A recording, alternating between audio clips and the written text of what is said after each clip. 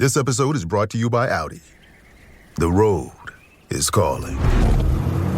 Embrace the thrill of the drive with the all-new, fully electric Audi Q6 e-tron. Featuring effortless power, serious acceleration, and advanced Audi tech.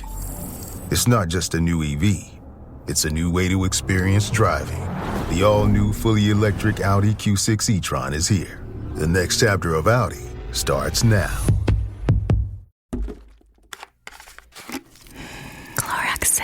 Smells like lavender. Cleans like Clorox. And feels like...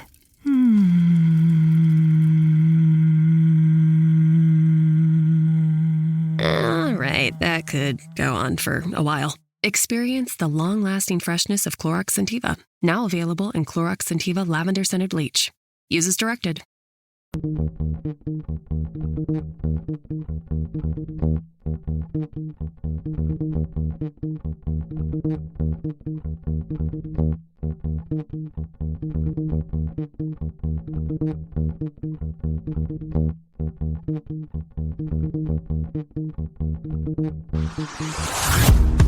Hey, I'm Amanda from Trifecta Fitness. We're proud to be Clarksville's new Get Fit headquarters. Trifecta Fitness is a state-of-the-art spin and strength training studio. Our spin studio is truly one of a kind in this area, complete with 20 state-of-the-art live fitness bikes and an incredible sound system. Our strength training is done in small groups of 6 or fewer, and all of our strength and spin classes are scalable for every level of experience. Come see us in the heart of Clarksville, just behind MAPCO at the corner of Old Trenton Road and Wilma Rudolph Boulevard. Call us for more info at 931-542-6265 or download our Trifecta Fitness app for a full list of upcoming classes.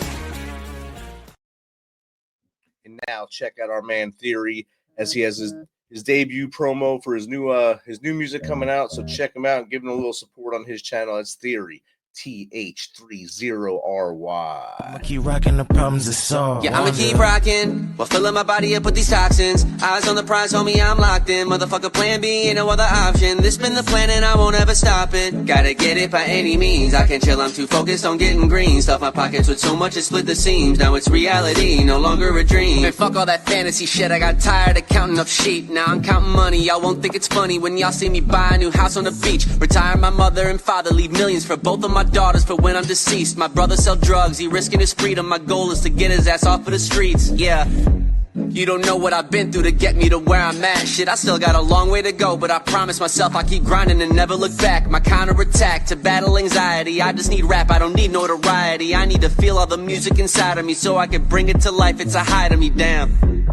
So much on my mind, I gotta get it out of me before I snap, yeah. I just play a beat and then I'm in the clouds, ain't ever coming back, yeah. Let the pen bleed all over that paper. Life on the line and I'm willing to wager any and everything so I can make it. It's Theory. All right. Welcome back.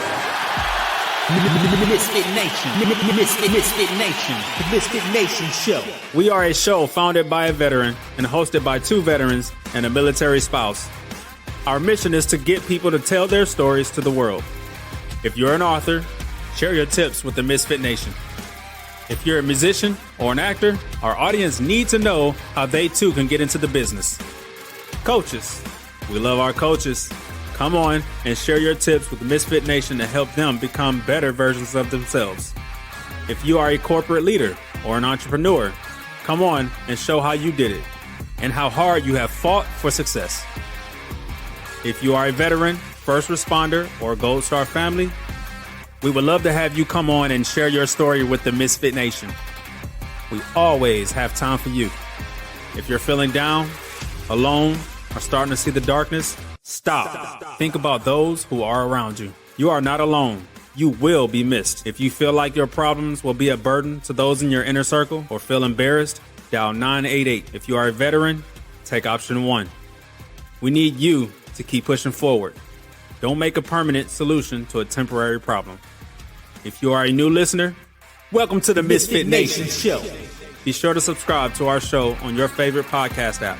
Also on our YouTube channel at @the_Misfit Nation. Subscribe and click the bell to keep you up to date on our latest episodes and all of our news. You can also find us on Heroes Media Group and About Face Radio. Now, let's get to the show!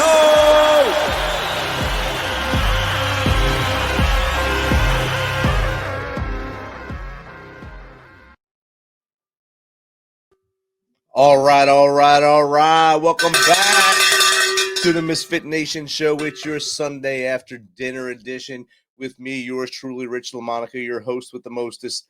Don't forget, Tuesday is our Tuesday crew. It'll be live with Luis Hernandez that day. Today, as you know, we had a little bit of break there with Thanksgiving, Black Friday, and everything else that goes on in this crazy time of year. We're back tonight, and things added up on our end of watch list. So it's going to be a little long on this one, but hang with me.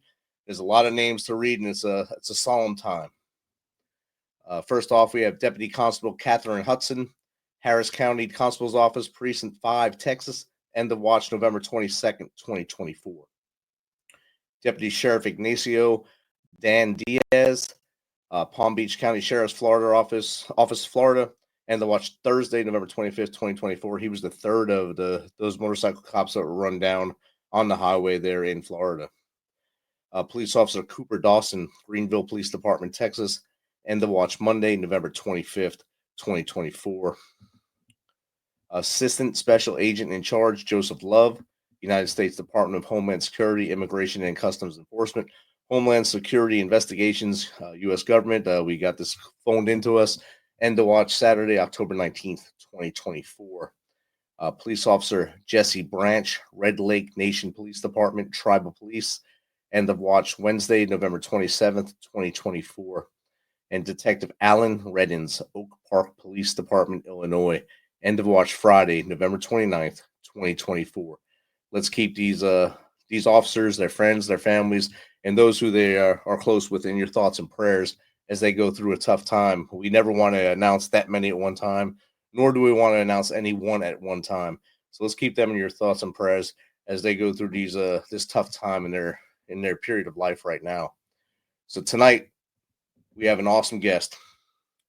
We always have American veterans on here, and every once in a while we sprinkle in our brothers and sisters from across either way on the pond. This time we're going to the future right now. We're going to Australia. He's an Australian Special Forces veteran and mental health advocate. He has channeled his elite military experience into creating some of Australia's most impactful veteran mental health recovery programs. So without further ado, let's welcome Mr. Tim Thomas to the MisFitNation show. Welcome, Tim. G'day, everyone. G'day, Rich. Bloody awesome to be here. It's great to have you here, coming to us from the future. Like I just said, it's Monday there. And in the green room, we were talking, and again, I have to apologize for letting us spread Black Friday to you guys. That's over right. there. Black Friday spread to Australia. I apologize for that. I can't. Something from just like a pencil or something, and there's like 50 people in front of me. I'm like, those bloody Americans. We did it again. So, Tim, I just gave basically a 2-sentence bio on you. If you don't mind, give us a little more about you from as far back as you want to go. Sure, no worries. What you got here, brother? Okay, so when I'm talking to other veterans, I feel like, these are my people. I really, really feel that sort of part of me that can just relax and just, take the clutch out of your jaw and flow with it. So that's what I'll do. So basically at 25, they told me I was too old to be a professional fighter. I did it anyway. And then at 30, they said I was too old to join the Special Forces. And I'm dyslexic, so I see things in patterns. And something that was obvious to me, Rich, was this was actually the first time I'd ever aged. I'd never aged before, right? So, I'm like, shouldn't it be me telling me what I can and can't do? Right. There wasn't anything particularly special about my service. I did my deployments, Afghanistan, East Timor. Although it was quite unique. Australia took on a scheme from the US called DRSF scheme, Direct Recruiting into Special Forces. So in 2004, Australia took the very first intake of civilians, essentially, right? Because up until that point in Australia's military history, you had to spend at least 2 years in a regular unit before you could even apply. So how the military loves change. Right. So when we went through, I think they told us there was between 5,000 and 10,000 people apply. Of that, 70 people got accepted. And we were not welcome. We were considered civilian queue jumpers, right? Oh, wow. And they tried to break us. we've got a statistic that still stands when we go through our rifleman training or basic rifleman training. We've got still registered 300% more injuries than any other platoon to go through there. They used to crawl us through these cactuses that are about 2 inch thick. It would go through your leather boot, and then we'd get crawled through kangaroo shit, which would get into your wounds and you'd get bursitis and all that, right? So we ended up with probably less than 15 to get through to the actual selection course. And one of the proudest things I can say was past that section. And then I got out in 2010. Like a lot of guys, I had PTSD, didn't know about it. I just knew that I had to drink half a carton of grog at the end of the day before I could speak to my then wife. I call her my then wife, not my ex-wife, because I've got a positive stand for our future. And when I started getting through my own, shit, I realized there's a lot of other veterans going through the same stuff. And again, being dyslexic, I saw two things that weren't happening in the mainstream.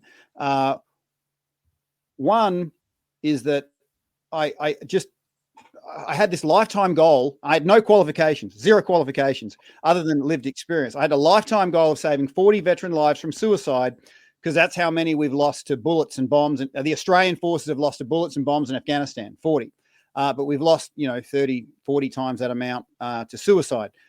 Anyway, that life, and I was going to be happy to work the rest of my life if I saved 40 guys, but that was actually achieved within 12 months because I discovered two things that no one else saw. One, it didn't matter if the pain was physical or emotional. It got to a certain duration or intensity where it transformed without the person even knowing into loneliness and isolation. I'm the only one going through this. And that is actually, Rich,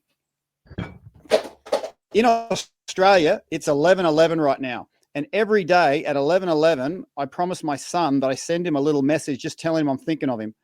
So I'm just going to send him a little message going, hey boy, thank you for indulging me. But the point I'm trying to make here is when the isolation's the killer. Because if we go into this, Rich, if you've got my back 100% and I know it, and I've got your back 100% and you know it, there's not a goddamn thing we can't handle. Bring it on. Harder the better. When we're connected, we are super, super powerful. There's not a thing we can't handle. Conversely, if we're not connected, if we're feeling alone and isolated, which is what pain transforms into, this is the damage that pain does. And it doesn't matter if you're a veteran or regular, it works the same way. It's just, this was my awareness of it through the veteran space. And all I needed to do was break a person's isolation by simply, like with us blokes, we've got unspoken words inside our hearts. And we're just waiting for another, when I say bloke, men, right? Especially us men, we're waiting for another man who has walked the same path to speak those words that are inside our hearts. And then all of a sudden it's like, boom. And I would notice the guy's jaw would pop open and they'd say words like this: fuck, I thought I was the only one. And that is they spend millions of dollars on veteran rehab, but if you don't break someone's isolation, it's just water off a duck's back. It really is, And then once the isolation was broken, I then got them out of fatigue, because if you're feeling alone, isolated, if you're in fight or flight, you can't drop your guard for a second, right? Because if you drop your guard, something bad's going to happen and it's going to be your fault, And so when that happens and you're in such a state of fatigue, everything's hard because everything is hard. So all I simply did was break isolation, get them out of fatigue, and that one or two guys a week would come up and say, I had everything ready in the car to kill myself, but I didn't because of this one thing. And I just realized that if you can give a human quality rest and quality social connection, it's like all the shit falls off their internal compass and they know where they're supposed to go next. It's like they got 95% of them what they need in them. They just need that little bit of social connection, out of fatigue, and they just stand back and watch the show. So I was kind of known as the guy that with a toothpick and 20 cents could do more than millions of dollars could do. I mean, that's outstanding title to have right there. Toothpick and 20 cents can do more than millions of dollars. And you went in there with the right idea to help your brothers and sisters who served and were going through some stuff, and they still are. We still have the numbers here too. If you ask the government, it says 22. If you ask reality, it's about 44 veterans a day we lose here, and that goes from Vietnam all the way up to now. And I'm sure you guys have a lot of numbers from Vietnam as well, since you were also a big part of that conflict. And then moving forward, a lot of other conflicts in between there, and of course the global war on terrorism. I thought it was funny when you talk about the X program going in right off the street into the special forces, and we hear the same stuff here as if 1 for every 5 are basically weeded out or pushed out because they didn't want them or they don't think they belong, and they wind up either being an infantry guy or a cook for that matter. And I'm glad that you were able to suck it up and fight through the cactus and the bursitis and all that stuff and make it to where you are now. You're doing great things.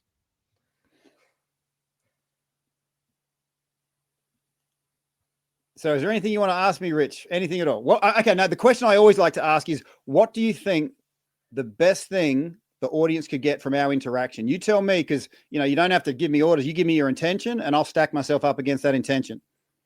Well, in reading your bio, getting rest and relaxation, breathing exercises to get that relaxation, as you know, many veterans can't turn off. They just cannot turn off for whatever reason in our heads. We can't turn off. How did you figure that out? And how can you help the Misfit Nation to figure it out for themselves? Sure. Okay. At the end of this little chat, I'm going to show you how you can completely relax your body in 3 breaths. All right. And then just stay posted for that one. So, for me, I got tired of people telling me just do meditation. All right. Because meditation is thoughts controlling thoughts. And if your thoughts are under control, that will work. But if you've got a head that's out of control, and if you drop your guard, something bad's going to happen. It's going to be on you. So what I found is I discovered a chemical override with breathwork. And the reason why breathwork is so potent is that if you think about us as living organisms, before we were sentient, before we were thinking and putting, paintings on rock walls, we were breathing. Before we were speaking, we were breathing. And a lot of psychologists haven't figured out yet that the trauma goes deeper than words can reach. They got 7 years of knowledge. No one told them that. It's like trying to hit a target at 400 yards and your rifle only shoots to 100 yards. That there's something that's embodied a lot deeper than words can reach. And this is where breath comes in. And going into breath was what got me. See, and you're talking to a guy that I was a veteran who said, I can't sleep. There's a bunch of other shit going on that I couldn't sleep, right? And I lost 6 years of my life to pills. I was a zombified pill eater, right? Initially I thought it was awesome. Like, oh, this is like long service leave in a bottle. But then, the years roll on and I don't remember much of that time. But I didn't know breath work was something that could alkalize my neural pathways, alkalize my brain. And I didn't know it was something that could bring anti-inflammation, because I got a chronic, a lot of chronic injuries, from like a lot of guys. And I didn't know that breath work was something that could alkalize, reduce inflammation, and make me sleep so much better. But the problem with breath work is that it's easy to do because we've been doing our whole lives, but to do something differently than what you've been doing your whole life, that you have to allow yourself to be a little awkward in the process. Like, oh, this feels new, because it is. And, breath was our birthright, but it's like we've been limping our whole lives. Everyone's been limping, and we just think it's normal. So to walk normally, it's better for you, but it's quite a new sensation, and it does need to be coached. Otherwise, you'll just go back to your default setting. So I'm very happy right now, if you're open, to show you. I mean, I'm going to spend a little bit of time to show you how to take a proper breath. Okay. All right. Because most people chest breathe. Okay. And if I was to exaggerate that, if someone next to you was doing this, they'd either be about to freak out or they've just finished exercise. Right. So when you shallow breathe, you're in fight or flight. You're sending a signal to your system that I'm in fight or flight, shallow breathing. So conversely, if you saw someone go,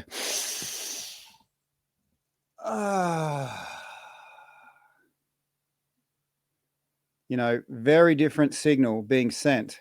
So I'm going to show you right now how to breathe in such a way where you can actually access the medicine that's inside your own lungs. A lot of people don't know that we don't own a set of lungs. We own a medicine cabinet with a lot of different shelves. You breathe a certain way, you elicit a certain response. When I'm working with high school students, I'll show them how to focus and get into their exams. When I'm working with corporates, I'll show them how to do a quick reset. When I'm working with professional athletes, and it's amazing how many professional athletes don't know how to breathe properly. It astounds me. But what we're going to do now is, I call this one my, let's call it the reset breath. So when you find yourself in a position where you want to get back in control of your thoughts, use this. And I was the guy who had, not just pills in a medicine cabinet. I had pills in the fruit bowl, my glove compartment, by my bed, in all these different places, right? So instead of going to my pills now, I go to my breath. And this is I'm going to show you one that will that done right will give you immediate results. So all I'm going to get you to do, Rich, and anyone watching, just you have to be sort of in a safe place for this. Don't be driving or anything like that. Seated or laying down. And all I want you to do is simply breathe in, then breathe in again and again and again and again. Now, did you notice that little bit of extra space when you just breathe in, then you breathe in again and again? Okay, so let's call that your secondary inhale. All right, we're going to call that part your secondary inhale. So you breathe in normally to a certain point, but you have to consciously create a secondary inhale. Now, I'm going to show you something to turbo boost that secondary inhale. We're going to breathe in on our own, and then our fingers are going to drive into our thumbs. We're going to pinch them together, and that's like a turbo button. So you're going to breathe in normally and then pinch your fingers really hard to open up that secondary inhale. Just give that a try. Breathing in, then pinch down really hard to open up a little more. Just hold it there for a second, wriggle it around, move your shoulders. Okay, and just let that fall out. You tracking okay? I got it, yeah. Okay, so this breath here, and you might be feeling it now, Rich, I call it the breath of possibility. Okay, this area of our lungs. When something feels impossible, we make it possible for breathing into here.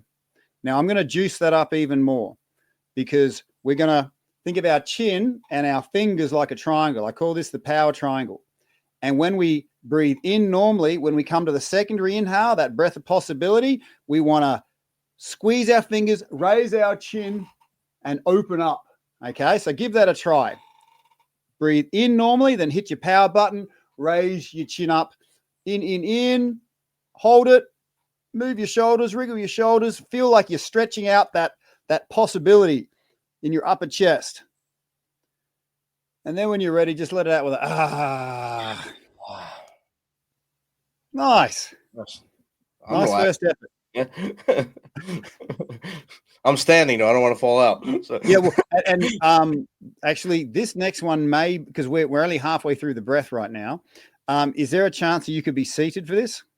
I can't, not where I'm standing here, no. Okay, all right. So I would just invite you to put one hand on the bench because this one can relax people so much they can sometimes drift quite deep. So ideally, this one is for people that are seated or lying down. And Rich, just once you've got your inhale, grab the bench and just have a hold on that one. All right. So I'll just talk you through it. So we're going to do the old power triangle with the fingers and the chin. We're going to breathe in. We're going to hold, and then we're going to let it fall from the air from our upper chest through our middle chest into our belly. We're going to push it into our belly, and we're going to collapse our heads forward. Okay, and we're going to hold that air in our belly, and then we're going to let it out with a for as long as possible. Okay, so Rich, you're just going to have one hand on the bench, one hand on your belly when it comes to that exhale. All right. Okay, so everybody ready, breathing in. Hit your turbo buttons, raise your chin, pinch your fingers. Feel that opening up, opening. Now hold it. Put one hand on the bench, Rich, and hold that bench, and then let it collapse down. Let your head fall down. Feel it moving from your upper chest through your middle chest into your belly. Put one hand on your belly, and let it out super slow.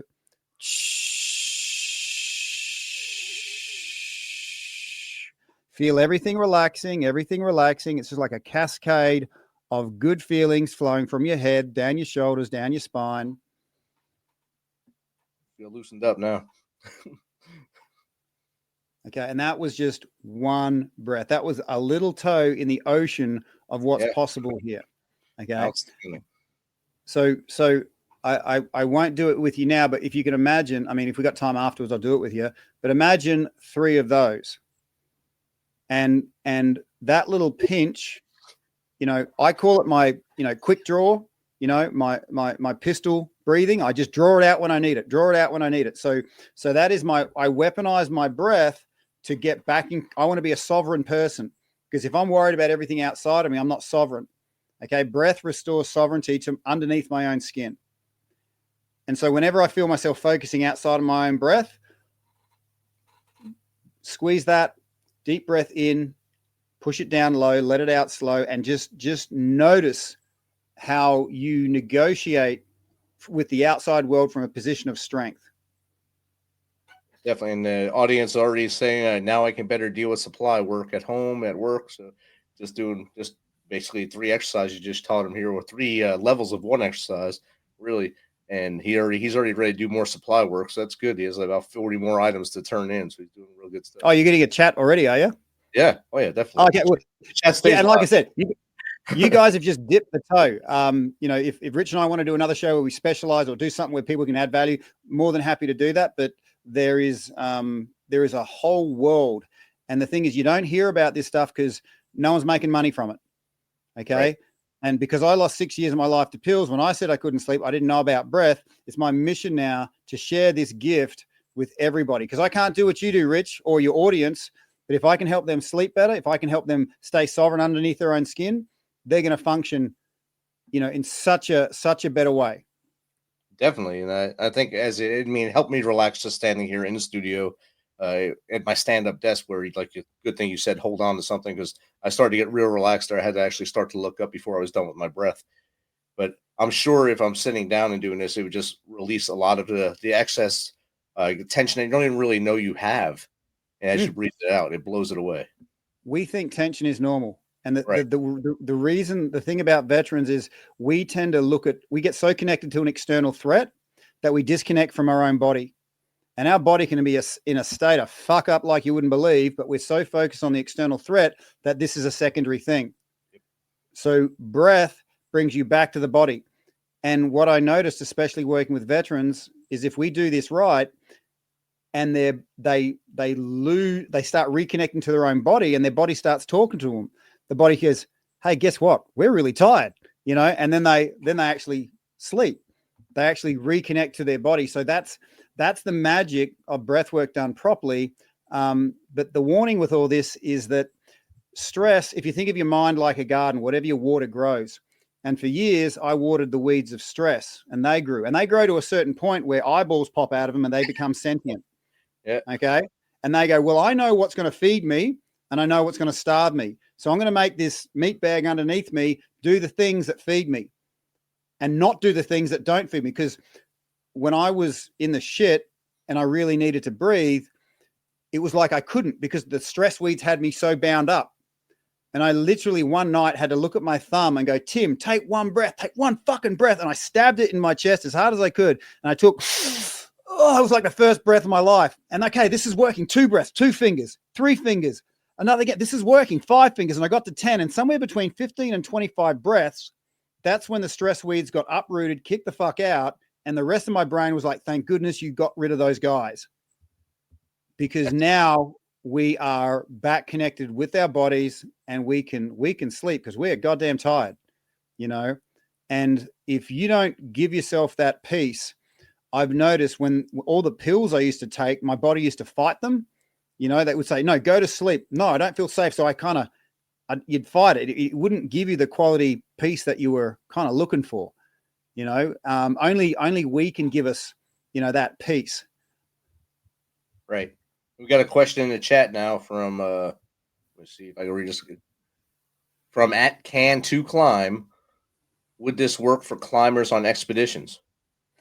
Absolutely. It would be a case of, as you're moving forward, you're doing your breaths, pushing it down low. So when I'm working with athletes, they make a bit of a when it's coming out. Okay. So they're sort of putting a little bit of adrenaline into it as well, because this is for performance, not for peace. Okay. So I do an amount of climbing, and when I remember taking out this rugby team, and they asked that same question as we were climbing up. Yes, but you have to be conscious, and I would encourage you to develop this breathwork technique like a muscle. So when you have to do mechanically complex stuff, you've got it there and you don't have to think about it. Because if your mind is processing power is taken up, climbing, and you don't have this as a muscle memory, that may take away from what you're doing. Does that make sense? So I'd only encourage you to in the quiet, safe times, develop this like a muscle memory. And then when you hit the climbing, have it there. And the good thing about this one is presence of oxygen dissolves lactic acid. So in between sets for athletes, I'll get them to breathe a certain way to flood their system with oxygen, so that dissolves the lactic acid and they can cycle back in. And I understand, if you're a climber, that's something that you got to be aware of. I hope that answers your question. I think it did. They haven't given any rebuttals yet, so hopefully it does answer.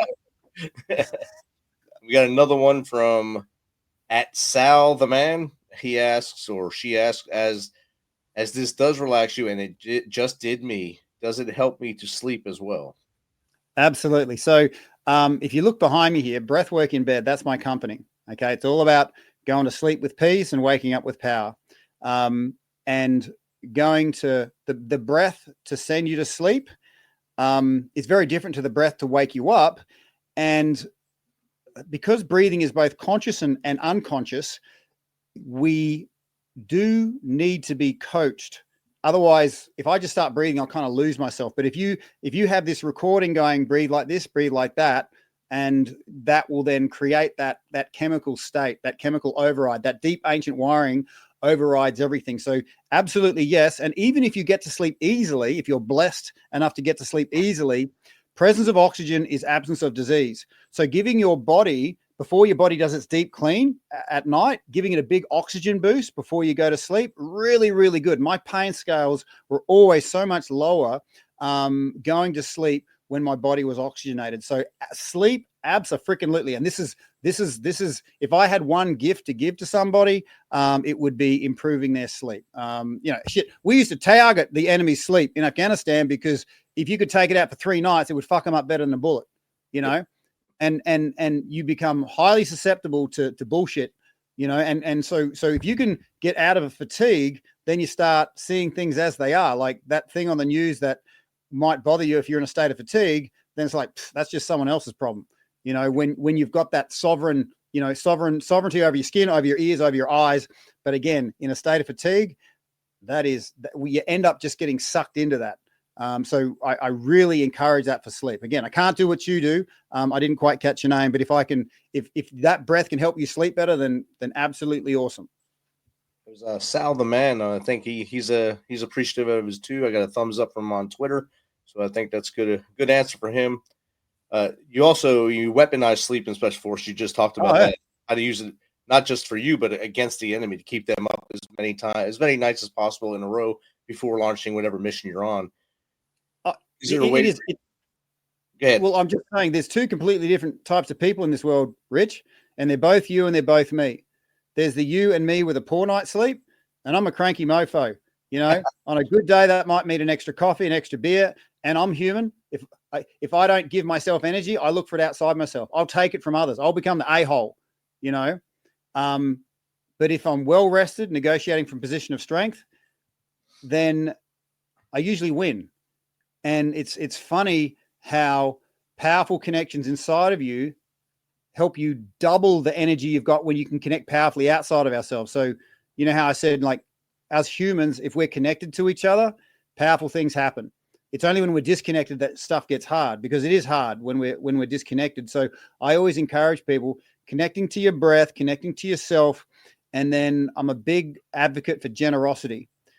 So inside the Breathwork in Bed app, we've got the generosity news wall. So we offer people, once they, get out of bed with breath, and there's affirmations, positive words in the mirror, and that stuff works. Even though it was so stupid when I was doing it, Army saying if it's stupid and it works, it's not stupid. Doing these affirmations where you're getting your brain wired the way you want to wire it.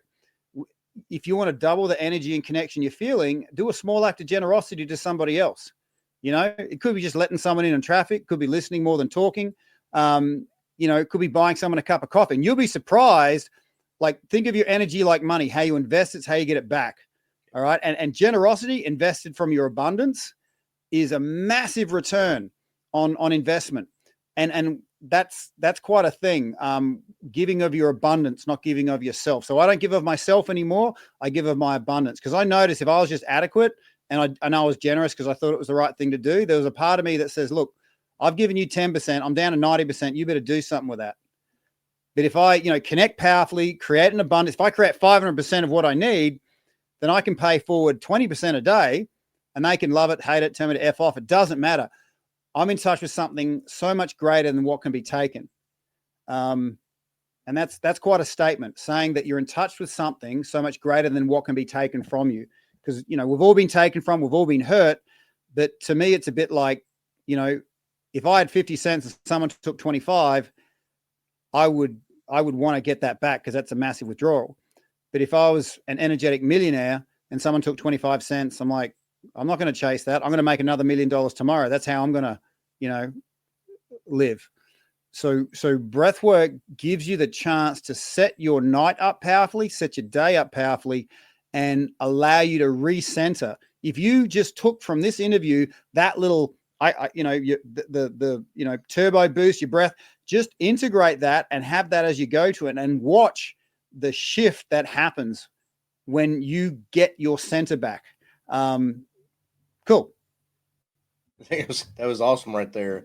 And you also are an author, which is very deep. It's deep down on your bio, but you wrote the book Fight, Flight, and Feel. Tell the audience a little bit about that. Sure. Okay. Firstly, being dyslexic, it took me probably 6 times longer than the average person, But if you go to the website and subscribe, I'll send you a bunch of free stuff. And the audiobook, best book for a dyslexic is an audiobook. But I wrote that because I found that people who read and people who don't like to read, there's sort of a ratio, and the people that don't like to read is usually a lot bigger than the people who do like to read. And so I wrote this book in a certain way that it sort of just jumps off the page. So if you look at each page, you've got lots of space, bigger words, bold writing, broken structure. So it just sort of jumps off the page into your eyes. The book essentially, look, it says this: what if there was something already inside of you that could change everything outside of you? That something was discovered by an Australian Special Forces soldier with 5 minutes left to live. Wow. Was that soldier you? Yeah, we got cut off in an ambush, and like normal drills in an ambush is that they send the heavily armored vehicles to the rear, because they're the ones, because it was an RPG ambush, because they're the ones that can take the hit. We were just in like a Australian Special Forces role with like a four-wheel drive with the roof cut off and machine guns and all that. I was on the 50 cal that night. Favorite gun. Beautiful gun. Anyway, that night, we got cut off. So in the rush, one of the big heavily armored vehicles cut us off, and we were the rear vehicle in the convoy going into this ambush. And without a word of a lie, the corporal said to us, "Fellas, if this goes the way I think it will, it's been an honor serving with you. Wow. And it's funny what goes through your head. And I got so fucking angry at this guy that cut us off.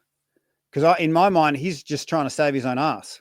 Yep. You know, oh, you're all big and tough, but when shit goes down, you show your true colors. You know what I mean? Anyway, so I'm angry, and in my emotional state, I was highly disconnected. And I've done, done ramp ceremonies, carrying your mate down the ramp of the airplane with the flag over it. I saw my own ramp ceremony, and my wife and kids. And I'm like, they're going to carry us down the ramp of this airplane with all this bullshit ceremony, all because we got cut off in traffic. Son of So,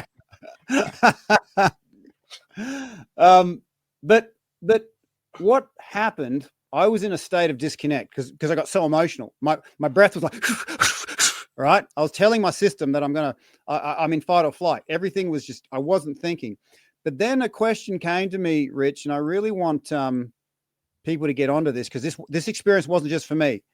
Okay, I believe that I lived through that night when other guys didn't live through that same experience, and I'm supposed to be a spokesperson for it. So this question came to me, Rich, and it's been with me my whole life.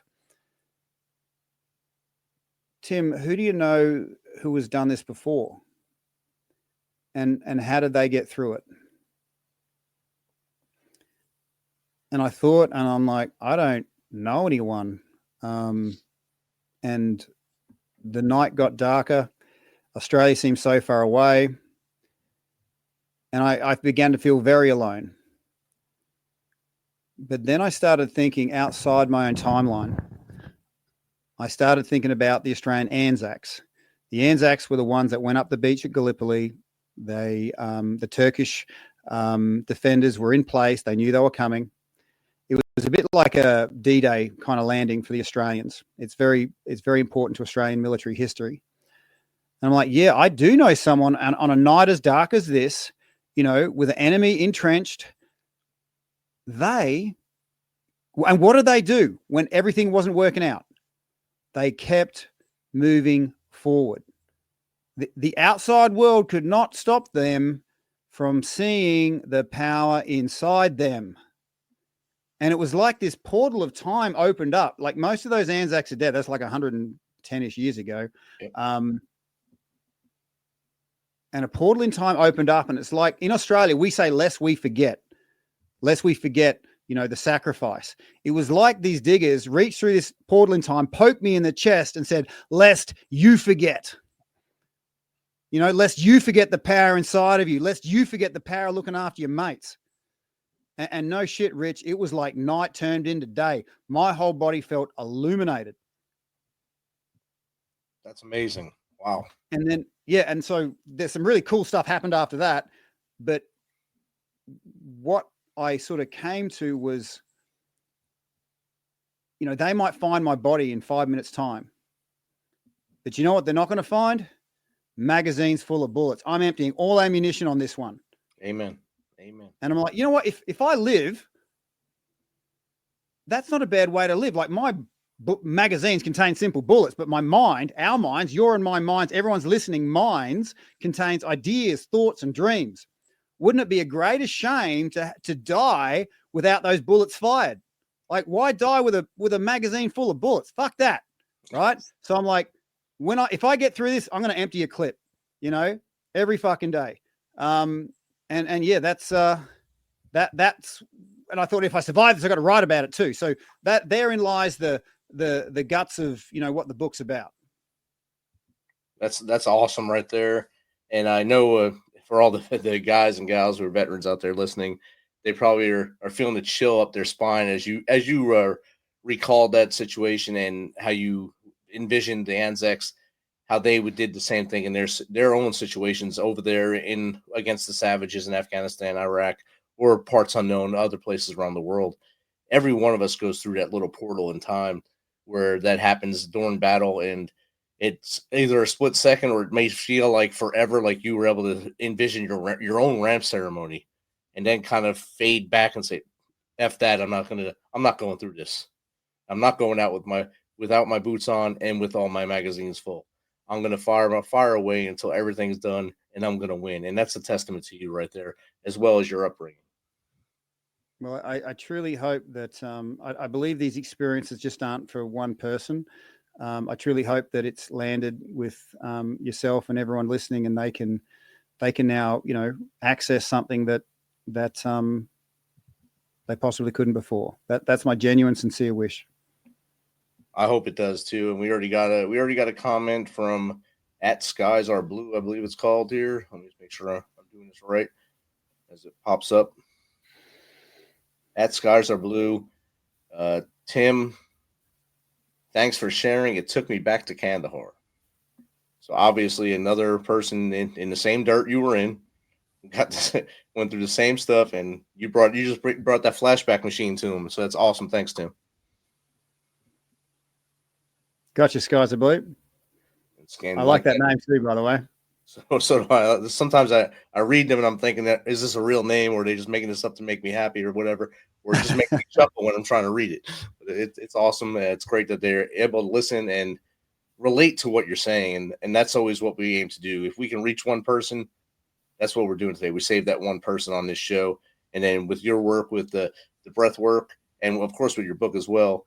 If every day someone gets on there and they're helped, and maybe they help someone else, we're all successful in that. Yeah, and I've been down here because I actually withdrew from public life about 2 years ago, Rich, because I got a letter from a very high-ranking officer in the Australian Army. I'd done a workshop at one of the Army bases, and he didn't attend, but he sent me this letter saying, "Tim, after your workshop, I had my corporals and sergeants coming to me saying that was the first good night's sleep they had in 5 years." Wow. And he thought that was awesome, but I'm like, actually, that's terrible. They haven't been sleeping in 5 years. But then what he said next stopped me, and I've withdrawn. I've only started recirculating now. He says, it was good when you're there, but what can you supply people when you're not there? And I'm like, good point. And so that's why I created, breathwork in bed. Like, the book's cool, whatever, right? But it's the breathwork in bed. It'll ask you two questions: when you want to sleep, when you want to wake up, and then the notifications just fall out of your phone. We just got approved by Apple last week, so it's available on both platforms. Be a little patient with it. We've built the race car. Now we're just sort of testing it around the track.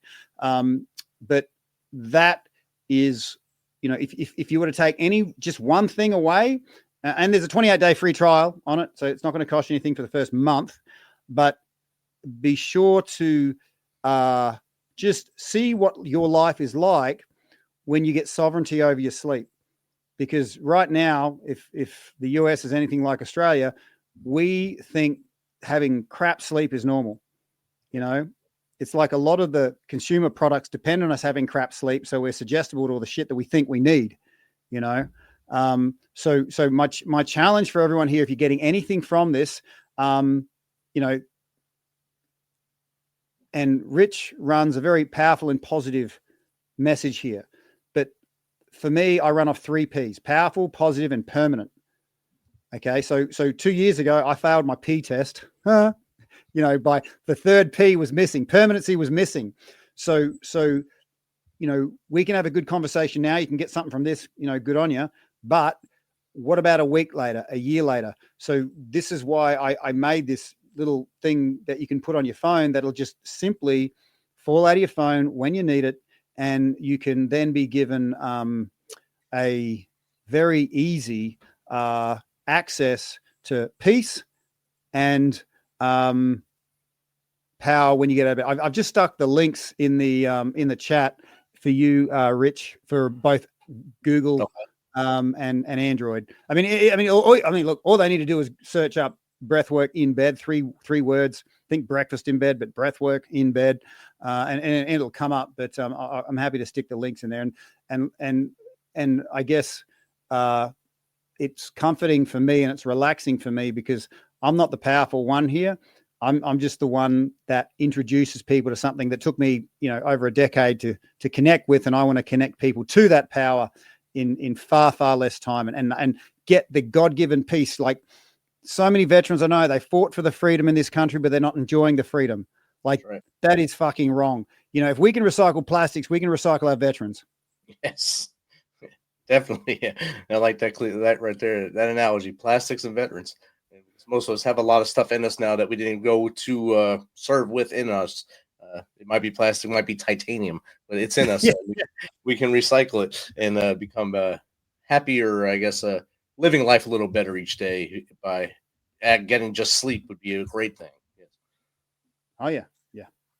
So Tim, as we start to close out here, with a challenge we like to give our guests is to give 3 things our audience can do starting tomorrow to make their life more successful. I think you've given them a lot of tips already, but if you want to list off 3 things they can start, easy things they can start tomorrow to make their day better and maybe their life better.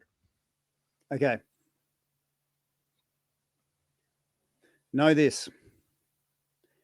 If you can control your breath, you can control everything. And I encourage everybody, I challenge everybody, pinch your fingers. There's your circuit breaker. When you pinch your fingers together, you could be waiting in a queue. You could be, doing anything, anywhere. Pinch your fingers, breathe in, push it down low, let it out slow. And my challenge for you is in the next 48 hours, have that as your go-to, create a muscle memory. And that, it's because, I can say control your breath, control everything. Sounds cool, right? But how do we actually mechanically implement that? All right. So practice in your own time, in your own, when you feel relaxed, practice that breath work, practice it. So when shit gets real, you can go to it. Okay. We go to what's familiar when shit gets real. So my challenge, practice this, experience the peace. And then you'll be like, oh, that's what that crazy Aussie was talking about, how to get my breath back. And, I see, now, so feeling is believing. So I encourage you to don't take my word for it. Treat your own lungs like we call it a pharmacy. You call it a drugstore, or a dispensary. Is there a difference? Dispensary? We call them dispensaries usually for cannabis now. So we call it pharmacy. Well, you know what? You can get high on your own supply. There you go. People wonder why I do 2 hours of breath work a day, because it feels freaking amazing, but getting back to what people can genuinely take away, because that's I'm nothing if there's no permanency in this. Have that little pinch, finger squeeze, looking to the sky. One thing I like to do is whenever I see a tree, so if you look at a tree, it's like an inverted lung. That's a literal copy of our lung, but inverted, going towards the sky. So whenever I see a tree, I'll pinch my fingers and open up my chest, and I'll expand my lungs out just like the branches in the tree. So to me, trees are nature's constant reminder for you to breathe fully, breathe fully. Do you get that? Yeah. Cool. Outstanding, Tim. Thank you again for taking some of your time from the future to talk with us today here on the Misfit Nation. I hope the rest of your week and the rest of this year goes awesome for you. How does the Misfit Nation get in contact with you? Is your website the best place to go? Yeah. So, well, look, website is one very easy way. Like I said, the spam laws in Australia are pretty tight. So when you put your details in there, you will be asked if you're not a robot, and then you just need to confirm your email. And I'll send you a bunch of free stuff. Audio book, very easy to listen to if you don't have enough of my Australian accent by now. But happy to see, like I said, I'm cycling back into public life right now because it's like the last 2 years, it's like there's been so many targets, but I haven't had a weapon. You know what I mean? So now I've got a weapon, that this dinky little app that we made that just helps you fucking breathe, man. And so now I can give something to people, and they can integrate it into their own lives. And look, here's the exciting thing for me, Rich. It's not the sleep that is the end state here. Think of sleep as the soil from which everything grows. Okay. The soil from which everything grows is sleep. Everything you have in your life, the quality of that thing is relative to the quality of your sleep. It's scary when you look at it like that, right? But someone who looks at a tree knows that the power is in the soil, the unseen side of things. We're a very visual world. If we don't have a trunk the right way, if we don't have the fruit and the lives that we want, there's things that people are going to sell us stuff to make a trunk better, to get better fruit. But someone who understands gets into the soil and nourishes that. And that's what sleep does. So what gets me excited, Rich, is those seeds of greatness, those seeds of uniqueness that are in everybody, they are lying dormant until the right soil conditions come about. So when you start improving your sleep, when you start getting out of fatigue, when you start nourishing your soil, watch what happens next. The seeds of greatness, the seeds of your uniqueness, your gifts that are coming into the world. That's the stuff that makes me super excited about. Outstanding. Tim, thanks for hanging out tonight. And I hope you have a great, like I said, a great rest of this week, the rest of this year, and into the future. Hopefully each day someone logs into your website, they subscribe, and they get those free tools that'll help them get ahead in life. And then maybe they sign up to work with you a little more to make themselves get that soil going for their sleep and be a better human as they go through life. I love what you're doing here, Rich. I love how you're serving. And I really hope that you keep bringing the good stuff and serving at your highest level. Appreciate you. Have a good night.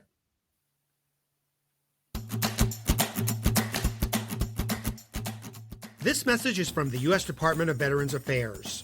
Did you serve in the military? If so, you can obtain a free lifetime pass to more than 2,000 federal recreation sites.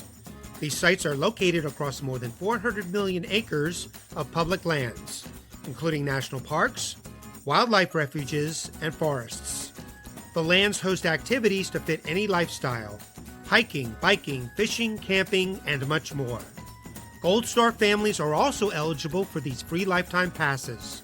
Plus, they cover entrance fees for a driver and all passengers in a car, or up to 3 additional adults at sites that charge per person. Obtaining one is easy. Just go to the National Park Service website, nps.gov, or the National Park Service app.